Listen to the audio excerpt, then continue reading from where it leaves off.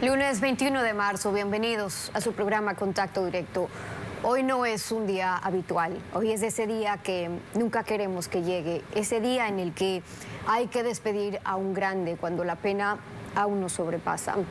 Cuando Javier Alvarado Roca me propuso hace 13 años conducir el programa de Contacto Directo, le hice un solo pedido. Le dije, quiero que Alfredo Pinargote, a quien en ese entonces había nombrado director de este espacio, le dije, quiero que trabaje conmigo todos los días, sin excepción. No era para menos buscar esa enciclopedia política, histórica para mis registros. No sabía que nos íbamos a tomar eso tan en serio y han sido 13 años ininterrumpidos, de largas, algunas interminables conversaciones diarias, porque Alfredo sabía contar la historia como tiene que ser contada, con una memoria impecable, con pausa en los detalles, frontal, sin apegos, nada personal, pero eso sí, con insistencia, siempre con audaz estrategia y un toque de tosudez en lo que había que desenmascarar, sin tregua, hasta que les dé vergüenza, decía, de no hacer algo. Y cuando las cosas cambiaban, gracias a esa insistencia, a ese tesón, me decía, no lo diga, que nadie sepa de dónde sale la espada. A hacer el bien sin levantar la mano, sin sacar pecho, que se aplaudan allá entre ellos. De él, el periodismo tiene un legado desvestido de ego, un trabajo virtuoso, impecable y lo más preciado, un trabajo honesto. Con Alfredo podían disentir, pero jamás decir que no defendería sus letras llenándose de razones para sostenerlas, porque la noticia tiene dos caras y su intención nunca fue mostrar solo la que encanta, la que se baña de simpatías. A quienes no encantó, de hecho, valdrá decir que siempre les reconoció lo que era para él digno de reconocer. Por eso, sus memorias históricas eran siempre bien contadas. Un trabajo incansable y así se fue. Su última llamada fue a nuestro productor, Eduardo Ríos, con quien compartió 20 años de trabajo, de apoyo, de tantas historias, también con nuestra coordinadora, Mariuxi Mosquera, en los apuros de la agenda. A Alfredo le encantaba enseñar. No hay quien haya pasado por él sin aprender. Hay una especie de marca periodística de reporteros, de editores, de técnicos que caminaron por sus hábitos de prolijidad, pero enseñó desde la ejemplaridad, que es virtud de pocos. Y demás está decir que sin recelo, no importó una bomba, ni la cárcel, ni las amenazas, aunque vale contar que cuando le decían, Alfredo, ¿pero qué valentía tienes para decir esas cosas? Decía, pero valentía la de Javier Alvarado, que es el que aguanta y resiste las balas para que yo pueda escribir todo lo que hace falta decir. Nunca deshonró el privilegio de hacer periodismo independiente y por eso prefería volar solo que en manada. Los buenos amigos, la familia, en especial su esposa Margarita, sus hijos Carla, Paola, Alfredo, sus queridos nietos, su mayor orgullo, porque con eso bastaba. Y mientras les estoy contando esto, sé que me está diciendo al grano, deje de hablar de mí, porque no le gustaba recibir homenajes. Devolvía las invitaciones de los eventos que pretendían aplaudir su nombre, porque los aplausos nunca deslumbraban. Y cuento con ligero atrevimiento estas pequeñas infidencias, aunque mi voz se quiebra, porque también es el legado que nos deja el hombre detrás de la noticia. El resto, ustedes ya lo saben.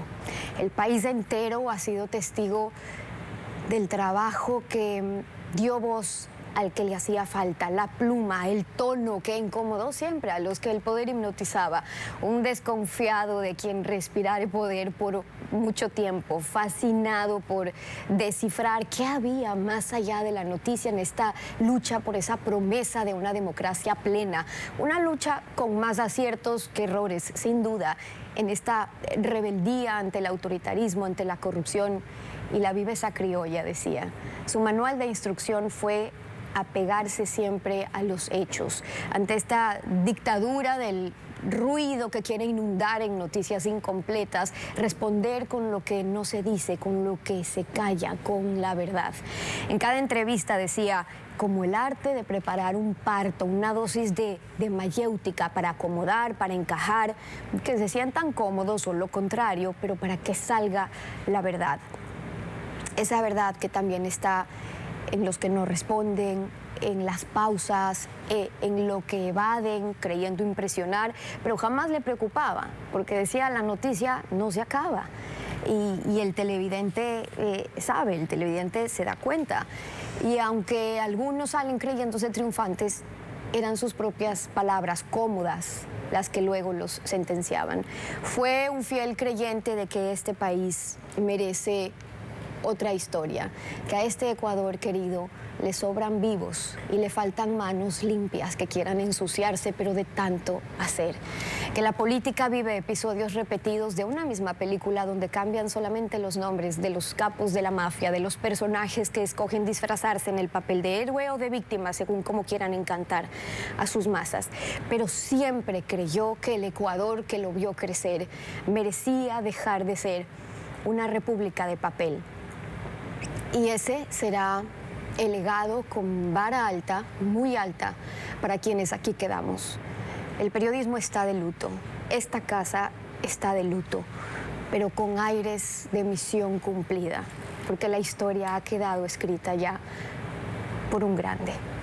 Hasta pronto, Alfredo, que tu vuelo, como siempre, nunca pare. Lenin.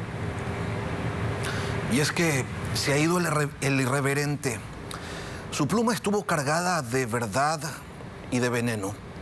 Su periodismo fue de confrontación y fue valiente en los tiempos de las bombas, de la cárcel y también de las sanciones que quisieron imponer quienes quisieron construir un ejército de incontables formalismos y actitudes hipócritas. Pero no pudieron con su espíritu militante de demócrata y soñador por ver a un país liberado de ególatras, de aventureros y de canallas. Y es que a Alfredo Pino Argote no lo conocimos por la pantalla, sino de antes. Nos aproximamos a su visión de país por esos textos en los que siempre frontal llamó a las cosas por su nombre, y en esa relación íntima con la palabra se dio la tarea de definir y de descubrir los términos con los que retrató el escenario político, económico y social que le tocó vivir. Al febresborgismo supo identificarlo como tal. A la partidocracia la bautizó con ese término inflexible al que después de años se suman otros actores que más de una década atrás se presentaron como alternativa. Expuso siempre sus ideas sobre la base de la razón, del antecedente, sin intentar convencer, consciente de que eso es un irrespeto porque es un intento de colonizar al otro. Alfredo fue un defensor de la reflexión como espacio, como lugar y como método. No porque tuviera un objetivo concreto, sino porque la falta de reflexión, de pensar, del trabajo de pensar, de generar ideas, es lo que mantenía y mantiene al país en esa suerte de inmovilidad, en ese no avanzar hacia ninguna parte. De él quizás sus mayores enseñanzas son el saber que somos la memoria y que tenemos la responsabilidad que asumimos. La certeza de que si nos dejamos llevar por los poderes que nos gobiernan y no hacemos nada por contrarrestarlos, se puede decir que nos merecemos lo que tenemos. Y como premisa el respeto a uno mismo y a los demás sin perder la idea hasta el final de que otro es el país que nos merecemos y no esta cosa a veces infame. Aquí seguimos en contacto directo como homenaje a su memoria y al camino que delineó con su trayectoria. Este será siempre su espacio. El de las preguntas contextualizadas y profundas, el del análisis serio y orientador, el de la opinión plural, porque ese fue el sello de su periodismo honesto, que hoy es también nuestro legado. Buen viaje, doctor, y hasta siempre. Alfredo forjó su trayectoria a pulso y a disciplina. Con su pluma y con su voz marcó el camino de muchos quienes lo leyeron y escucharon. Esta es su trayectoria en letras de Tania Tinoco. Una característica fundamental de la democracia es precisamente la responsabilidad de los mandatarios. Y está bien que se los llame a rendir cuentas respecto a ciertos asuntos. La voz preclara, la pluma intensa, el pensamiento profundo de Alfredo Pino Argote Ceballos se han apagado. La madrugada de este 19 de marzo ha fallecido en Guayaquil, rodeado del amor de sus hijos. Tiene el presidente de la República. Hay luto en el periodismo nacional. Ha partido uno de los grandes. Alfredo Pino Argote Ceballos sorprendió con su pensamiento y sus letras desde muy pequeño en su natal Esmeraldas, donde a nadie sorprendió su vinculación temprana a la educación. Fue maestro, educador y catedrático. A los 23 años debutó como columnista de Diario El Universo, marcando la senda de lo que sería su futuro, un referente en la opinión política nacional. El problema, paradójicamente, surge, a mi entender, porque el gobierno tiene el poder total. Creen que para ellos es muy fácil dominar al resto del país y están total y absolutamente equivocados. Fue jefe de redacción en el mismo Diario El Universo en Quito, colaborando desde 1978 con la revista Vistazo. Con el tiempo, llegaría a ser su editor general, antes de emprender el rol de diplomático que abrazó con pasión. Su primera misión como embajador arrancó en Roma, en 1982, donde permanecería por 2 años. Ya prácticamente se habían llenado de razones. Volvería como embajador ante la Unión Europea entre 1992 y 1996, viviendo en Ginebra. Seguiría en la diplomacia en Bruselas entre 1996 y 2001. Fueron años en que Alfredo Pino Argote Ceballos cumplió un papel trascendental en las negociaciones internacionales que establecieron las nuevas reglas del comercio del banano, rubro vital en la economía ecuatoriana. Son 500 millones de sucres. Tras sus misiones diplomáticas que concluyeron en 2003 en Ginebra, regresó al país para vincularse plenamente a Ecoavisa, donde antes había participado regularmente como entrevistado y comentarista. Pues todos los gobiernos, civiles o democráticos, militares o dictatoriales, son más o menos buenos o más o menos malos. Los problemas son siempre iguales. Lo fundamental es que el país defina su personalidad política. Eso es realmente lo fundamental.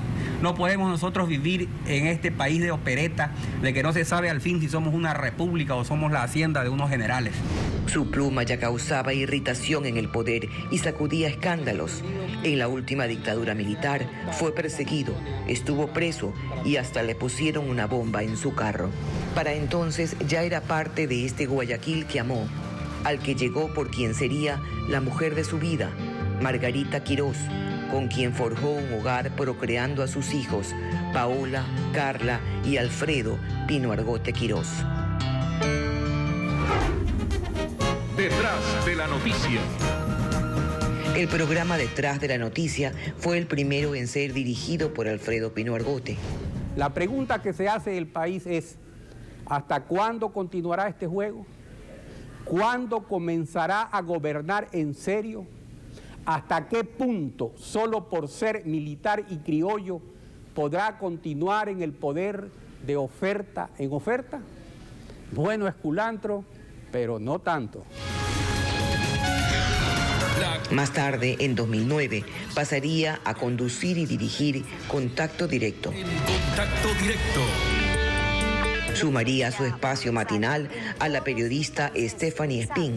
Alfredo, buenos días. Una dupla que haría historia en la televisión ecuatoriana. Tanta protección recibe que es una excepción a la garantía constitucional de prohibir censura previa para la libertad de expresión. Controvertido, frontal, incluso agresivo como él mismo se describiría, Alfredo Pino Argote tuvo una voz cantante en la opinión política nacional, cuestionando perennemente al poder de turno. Debería hacer reflexionar muy seriamente a quienes aún sinceramente creen que están haciendo una revolución ciudadana del buen vivir. Durante el correísmo mantuvo una férrea posición de defensa a la democracia, lo que le acarreó afectaciones desde el poder.